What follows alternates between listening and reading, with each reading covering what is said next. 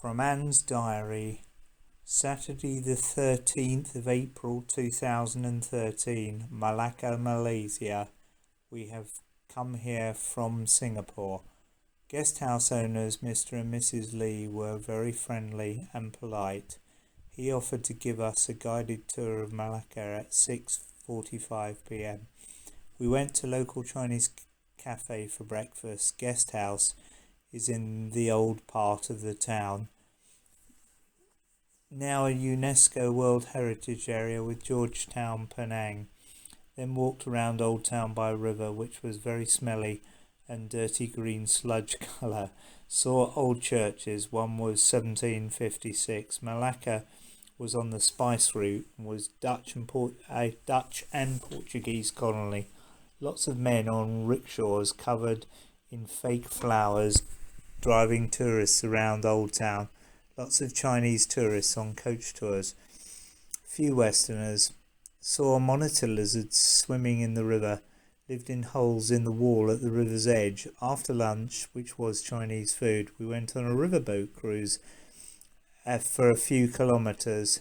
There was a fake sailing ship, a Dutch East Indies ship that had originally been shipwrecked off Malacca in a storm in 1650. This was a reconstruction of it and held in the Maritime Museum. Then we returned to a guest house, which was also a Chinese tea house, where we had fermented China tea. The ginger one was the best. Sat and rested there and chatted to Mr. Lee. Then we had showers, and at 6:45 he drove us in his battered old car around the city and showed us the sights. A Muslim mosque on the coast with views of Malacca Straits, old Malay houses, old forts, and saw a monkey and had a meal in the Portuguese restaurant, which was open air by the coast. People sending off Chinese lanterns into the sky. He carried on the tour until 10:30 p.m. He drove us to the Jonkers walk to see the midnight market and returned to the guest house, had showers, very tired, and went to bed at 12 p.m. We also went to St. John's Fortress. Sunday the 14th of April 2013, Malacca to Singapore. Had breakfast 10:30 in Chinese cafe, dim sum.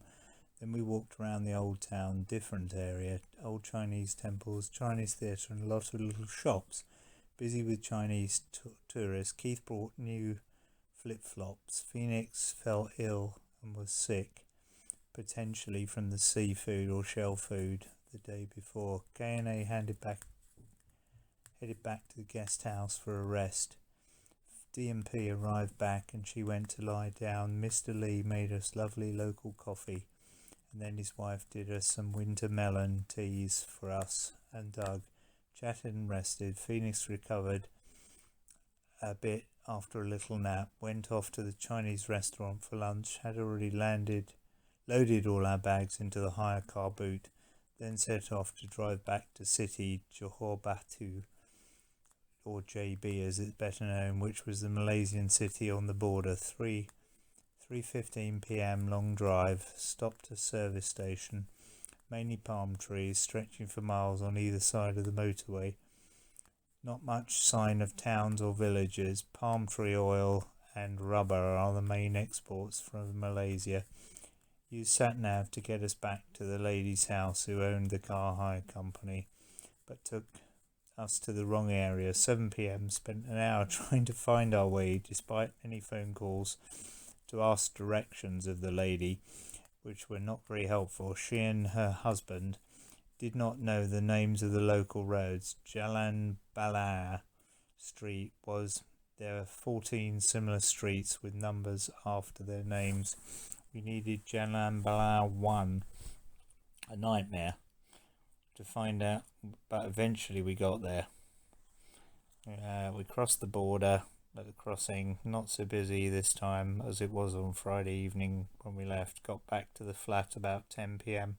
Went out for a Chinese meal locally. Showers. We're all very tired after our car journey and went to bed. The end.